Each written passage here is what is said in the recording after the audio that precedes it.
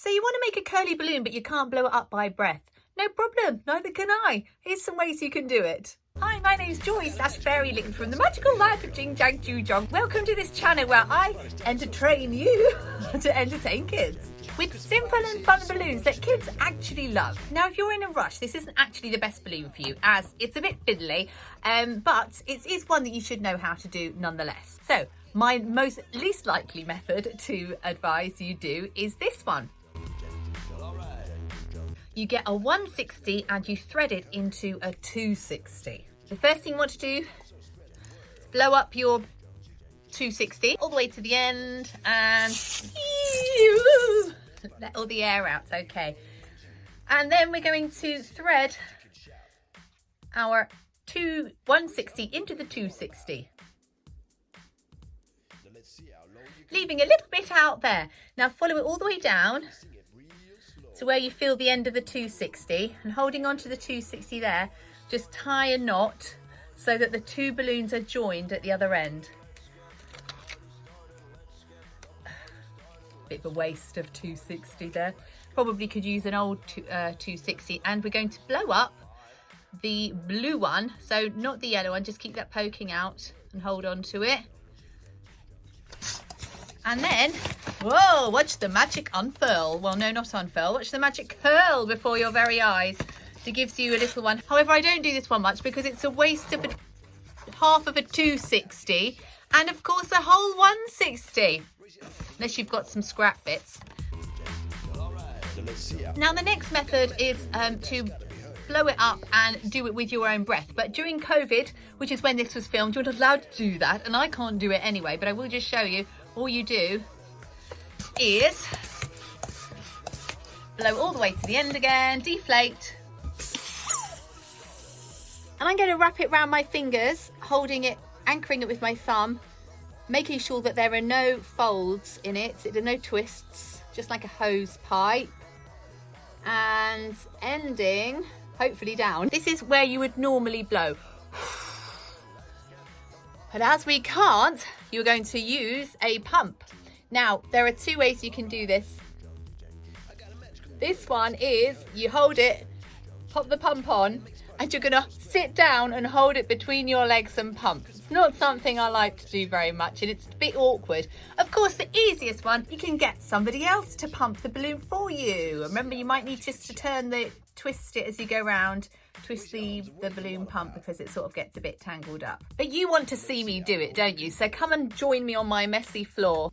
Pop that between my knees, just there. Holding on tight.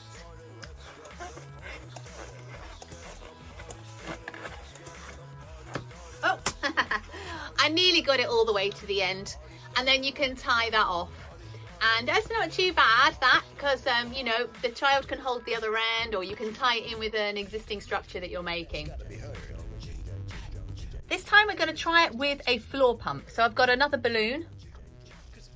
Point that down a little bit. Hello. Inflate.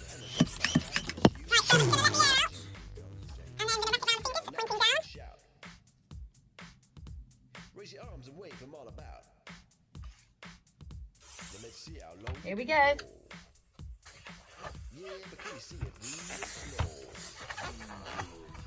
Yeah. That was a little bit more successful that time. So I've just come down to the ground to show you another method, and it is the tube method. Now, I have got a floor pump here, and I could use this on the go because I already have it with me. You could use anything really, a brush. If you want to carry something shorter with you, you can get, like, you know when your cling film or your foils run out and you get a cardboard tube, you can use a cardboard tube. Now, so I have already inflated and deflated this balloon, and what I've also done here is I've put a bit of scrap balloon, boink. I've tied a bit of scrap balloon just onto the top there. It was a clear balloon that I had, doesn't show up very well, but you can see. And I'm going to take the end of my already inflated and deflated balloon and just put it through the end there, and with the nozzle end I am going to get my hand pump, in a moment, because we're going to need that in a moment, and I'm going to first wrap this around in a spiral. Now there's not enough tube here, that's not enough space for me to do it.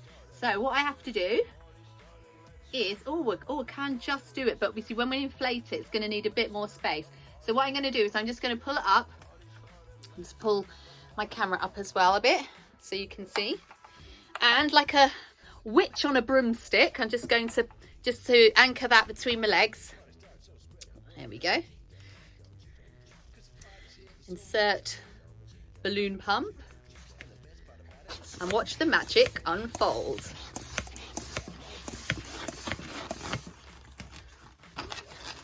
Pull it out the top. With a bit of practice, you can get those spirals looking perfect.